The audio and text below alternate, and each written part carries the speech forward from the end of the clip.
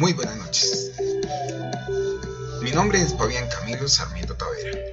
El día de hoy hablaré sobre el sistema de seguridad social. Bienvenidos.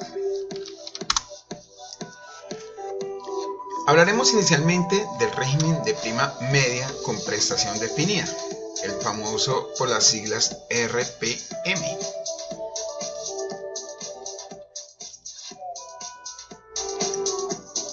Entonces decimos que este régimen es aquel mediante el cual los afiliados o sus beneficiarios obtienen una pensión de vejez, de invalidez o sobrevivientes o una indemnización previamente definida, de acuerdo con el respectivo seguro al que esté contemplado.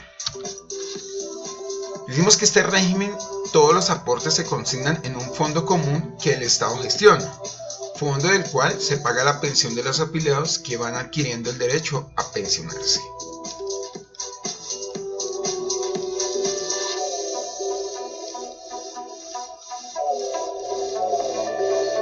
Este régimen debe tener unos requisitos, o sea, es decir, la pensión se adquiere si se cumplen los siguientes requisitos. Hablamos de dos: la edad y las semanas cotizadas. Para la edad, el requisito de la edad se cumple cuando se alcanzan los 57 años en el caso de la mujer y los 62 en el caso de los hombres. Para el 2017, actualmente todavía rige este periodo de edad. Segundo, las semanas cotizadas. En cuanto a los requisitos de las semanas cotizadas, la ley considera que son mínimo 1.300 semanas. El monto de la pensión depende del ingreso base de cotización que se aportó o cotizó durante los últimos 10 años. Se promedian esos 10 años previa indexación. ¿Qué es la indexación? Es un proceso mediante el cual se examinan ordenadamente los datos. Es muy completo y protege la información. Y es muy asertivo.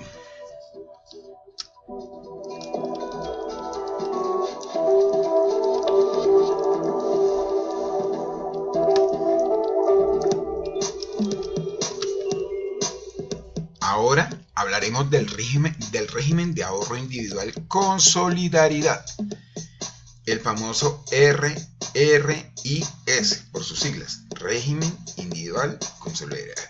Entonces decimos que es un régimen del Sistema General de Pensiones que es gestionado por fondos privados de pensión. Oiganlo muy bien, la diferencia con el anterior era que el Estado era quien lo gestionaba, y estos ya son fondos privados, en el cual cada persona se financia su propia pensión según la cantidad de recursos que ahorre a lo largo de su vida laboral o de cotizante. El régimen de ahorro individual es regulado por los artículos 59 en adelante y siguientes, de la Ley 100 de 1993.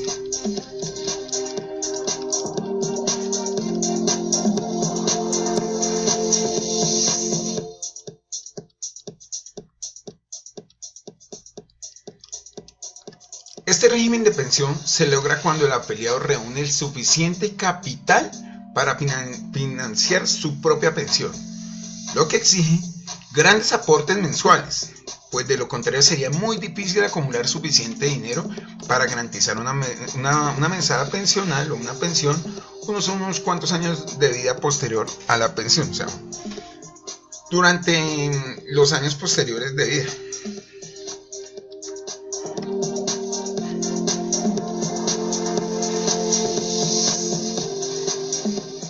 Entonces, ¿qué requisito nos dice acá que debe tener el régimen de ahorro individual con solidaridad? Nos dice, la pensión va a depender del capital acumulado, así que se va a calcular de acuerdo a la constancia de los aportes, el valor de ellos y sus respectivos rendimientos. Otro punto más, la mesada pensional podrá ser diferente y en ciertos casos superiores al salario que se haya cotizado en los últimos 10 años con el fondo. En caso de fallecimiento, el dinero de la cuenta es heredable. Es posible pensionarse a cualquier edad en caso que al momento de financiarse la pensión el monto sea de por lo menos un 110% mayor que el salario mínimo. Algo imposible.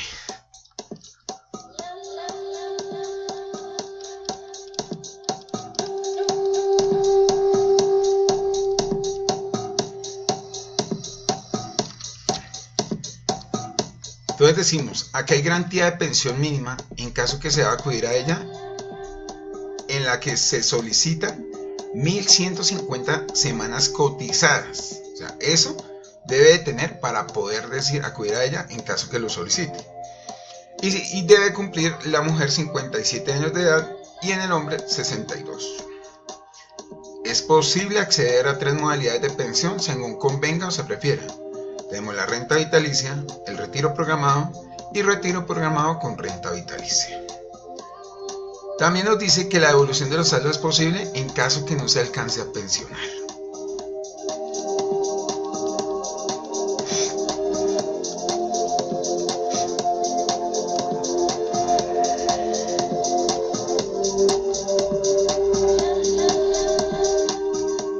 ¿En qué régimen se encuentra usted actualmente? En la actualidad me encuentro dentro del régimen de ahorro individual con solidaridad. Si no es puntualmente, estoy dentro del fondo Porvenir, solamente para pensiones, aclaro.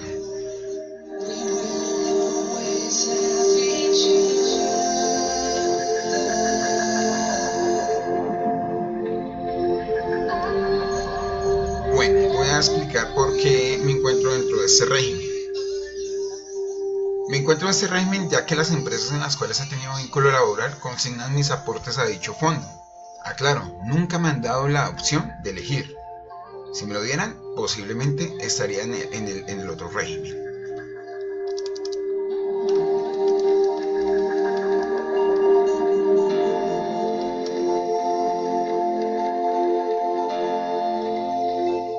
Indique a qué edad se va a pensionar usted teniendo en cuenta el régimen y las semanas cotizadas que tiene la fecha. Es posible pensionarme a cualquier edad, en caso que al momento de financiarse la pensión el monto sea de por lo menos un 110% mayor que el salario mínimo, como lo expliqué anteriormente. Tengo garantía de pensión mínima en caso que deba acudir a ella, en la que requiero 1150 semanas cotizadas, 62 años en mi caso, ya que soy hombre. En la actualidad solo cuento con 480 semanas cotizadas en fondo privado. Es decir, que a la fecha, si las necesitara, pues por edad no puedo, primero. Y segundo, estoy muy lejos de las semanas a cotizar.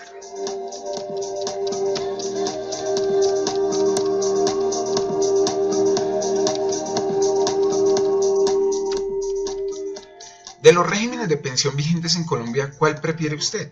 Justifique su respuesta.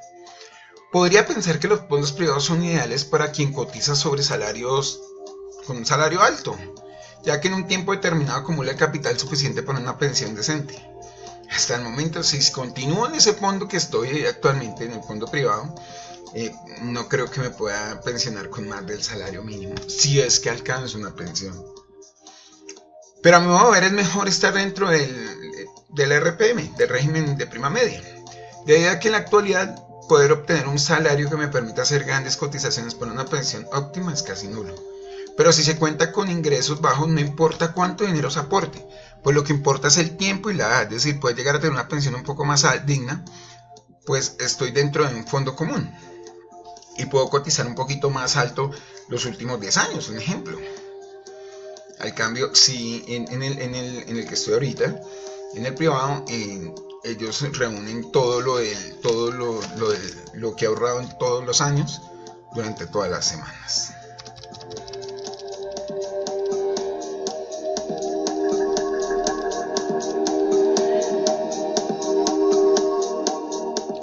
Hablaré ahora del modelo de salud existente en Colombia. El sistema de salud colombiano se puede concebir como una cadena de 4 eslabones. Tenemos: el primero es el financiamiento, el segundo es la administración, el tercero es la regulación y el cuarto es la prestación de los servicios.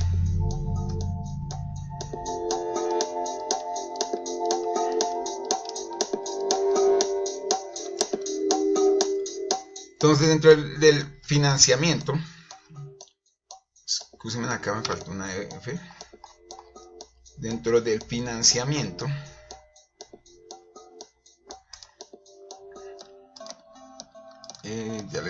ya cuadro esto. Dentro del financiamiento se centraliza en el Fondo de Solidaridad y Garantía FOSIGA, a través de dos subcuentas, una para el régimen contributivo y otra para el subsidiado. El régimen contributivo se encuentra financiado por el aporte de empleados y trabajadores independientes y da derecho a un plan de beneficios elemental que se llama el Plan Obligatorio o Plan Obligatorio de Salud post subsidiado.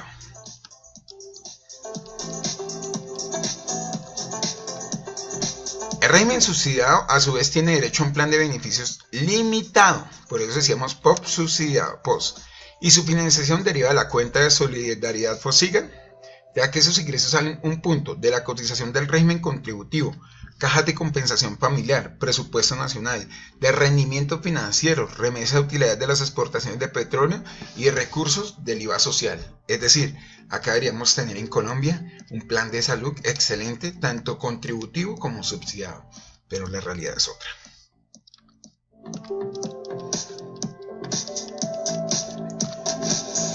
La administración. La administración del sistema está en manos de las empresas promotoras de salud, EPS, para ambos regímenes. El Estado delegó en estas funciones, en ellas están las afiliaciones, el recaudo de las cotizaciones.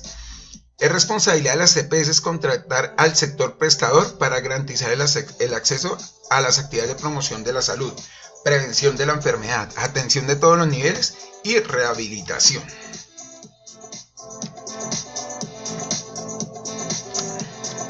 La regulación. La función de regulación del sistema de salud recae sobre el Estado a través de la Comisión de Regulación en Salud, CRES. La Superintendencia Nacional de Salud y el Ministerio de Salud son las entidades reguladoras dentro de la norma. Y por último, la prestación de los servicios. Las instituciones de los prestadoras de los servicios de salud son las IPS, ojo, no las confundamos con las entidades promotoras de salud que son las EPS. Las IPS son las encargadas de brindar atención a los usuarios a todos los niveles y desde la prevención hasta la rehabilitación de la salud.